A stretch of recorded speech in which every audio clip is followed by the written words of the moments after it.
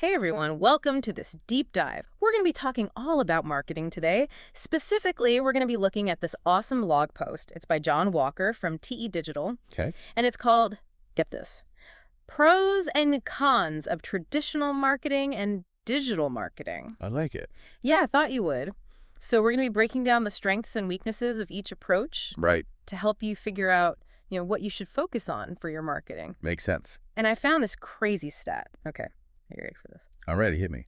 Even though everything's digital now, direct mail actually has like 5 to 9 times higher response rates than like email, paid search, all that digital stuff. Wow. That's surprising. Yeah, it's wild, right? It is. But, it kind of shows how powerful traditional marketing can be. Yeah. That, tangible, real-world connection. Okay, so explain that. Like, what is it about flyers and brochures that still works in this digital age? Well, think about it. Have you ever, held onto a really nicely designed brochure? It's like a menu or something. Exactly. Yeah. Or, jotted down notes on a print ad.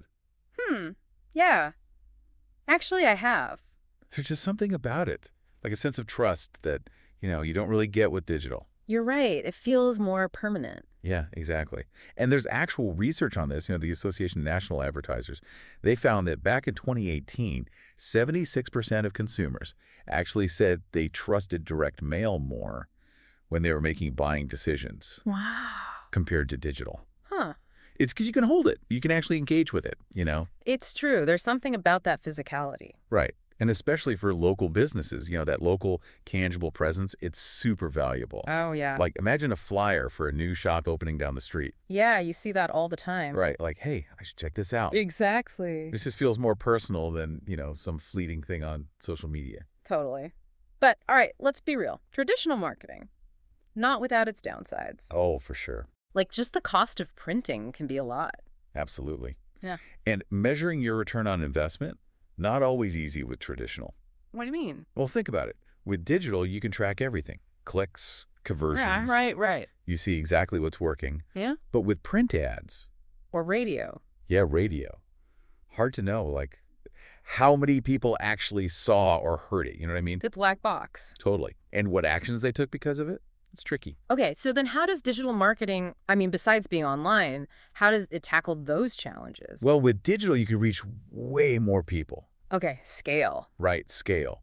And you can personalize things. Like how? You could tailor your message based on people's online behavior, their interests, Oh, I see. even where they are. That's smart. It's like having a one-on-one conversation with, thousands of people at once. I like that. But that sounds pretty complicated. It can be. Like, you gotta understand algorithms, manage social media. Mm. Sounds like a full-time job. It can be, yeah.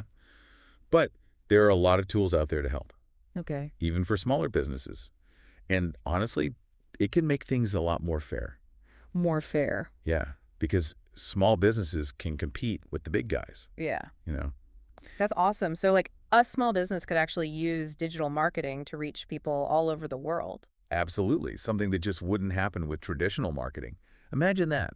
A well-made social media campaign or an online ad. Yeah. You could be connecting with people on the other side of the planet. That's wild. Okay, but I bet digital marketing has its own downsides, right? Of course. Nothing's perfect. What does the article say? One big thing is your online reputation. Oh, right. Negative feedback can spread so fast online. Yeah. It's tough to control. Yikes. And then, the algorithms and platforms are constantly changing. Oh, right. You got to keep up. And it's like what works today might not work tomorrow. You have to be flexible. Always learning. Definitely. But that's what makes it exciting. Okay, I can see that. There's always something new to learn. New strategies, new ways to connect with your audience. So it seems like both traditional and digital marketing, they each have their good and bad points. Right. It's a balance. How do you decide which one to go with? That is the question, isn't it? Mm-hmm. There's no easy answer. It all depends. Depends on Your goals, Mm-hmm. who you're trying to reach, your budget, lots of things. The article really emphasized understanding your audience. Yeah, super important. Like, how so? Well, let's say you're trying to reach, I don't know, a younger crowd who are always online. Right. Digital marketing is probably your best bet. Makes sense. But if you're trying to reach older folks who like those physical things, Yeah.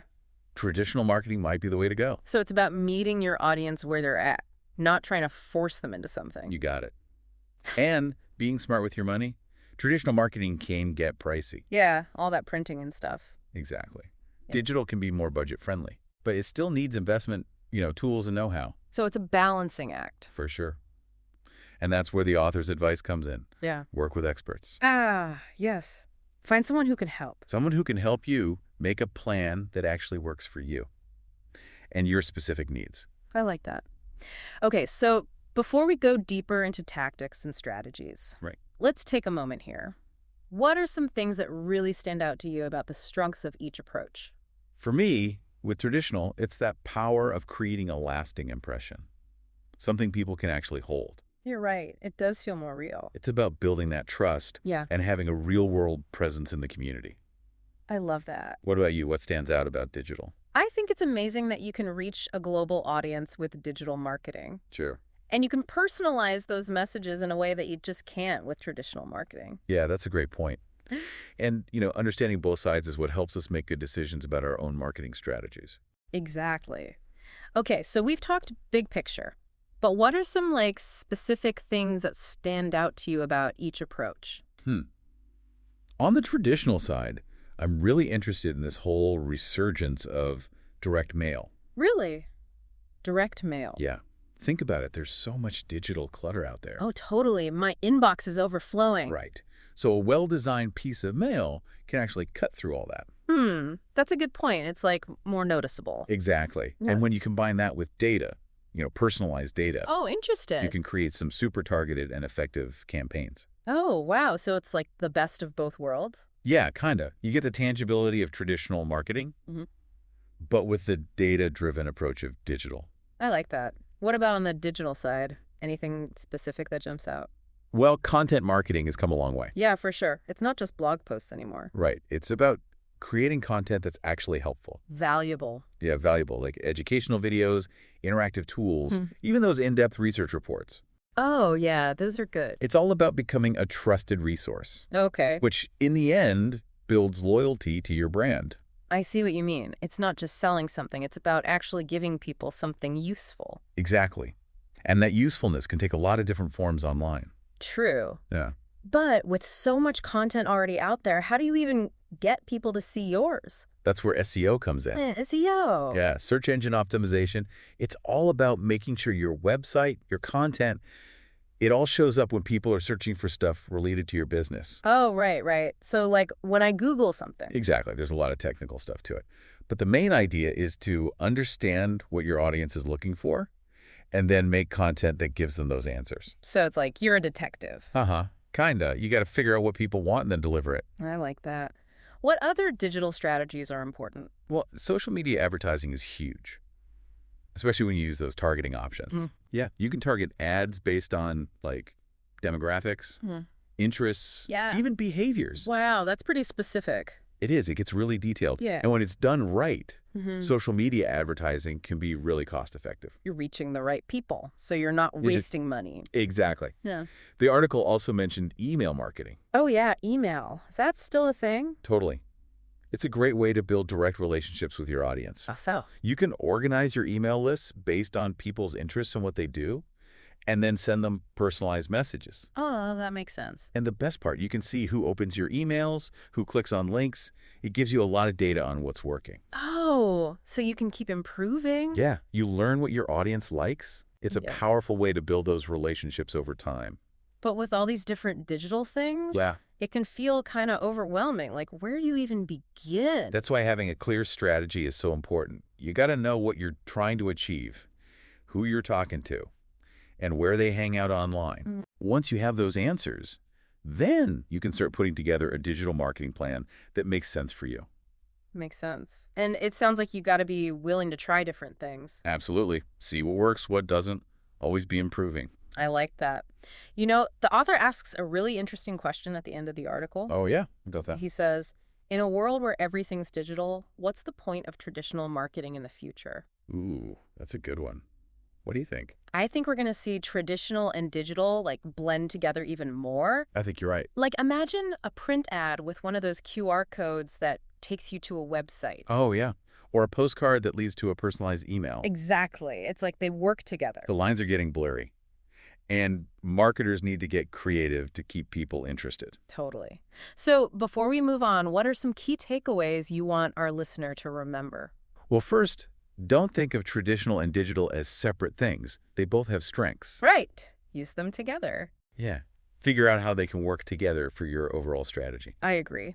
And second, don't be afraid to try new things. Experiment. Exactly.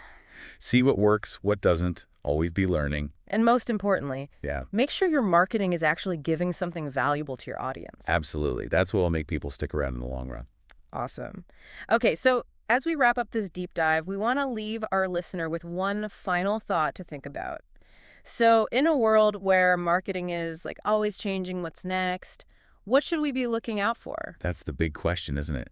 Well, one thing I think we're going to see a lot more of is immersive technology, like augmented reality and virtual reality. Whoa, AR and VR. That sounds pretty out there. I know, right? Yeah. But it's coming. Think about it. You could use AR to let customers try on clothes virtually or see how furniture would look in their homes. Oh, wow. That would be so cool. No more wondering if that couch will actually fit.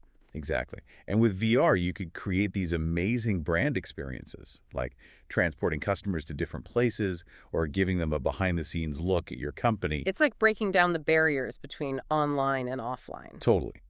Another big thing to watch out for is data privacy and ethical marketing. Yeah, that's really important. We're talking about all this personalized stuff, but we got to respect people's privacy too. Absolutely. Consumers are getting more and more aware of how their data is being used, and they want companies to be open about it and give them control. So it's not just about having the data, it's about using it the right way. Right. And I think we're also going to see more and more purpose-driven marketing. Purpose-driven. What's that? It's basically aligning your brand with a good cause, something that matters to people. Oh, okay. So it's not just about making money, it's about doing good too. Exactly. Consumers, especially younger people, are looking for brands that stand for something, brands that are making a difference in the world. So it's about connecting with people on a deeper level, not just what they need, but what they believe in. Exactly. It's about building real relationships based on shared values and a common goal. That makes a lot of sense. Those are some really interesting trends to watch out for. Well, we've reached the end of our deep dive. Any final thoughts you want to leave our listener with? Just remember, marketing never stands still. What worked yesterday might not work tomorrow. So be curious, keep learning, and never stop experimenting. I love that. And have fun with it. Marketing can be a really creative and rewarding field when you approach it with an open mind and a willingness to try new things. Couldn't agree more. So go out there, explore the possibilities, and see what you can create. Thanks for joining us on this deep dive. We'll see you next time.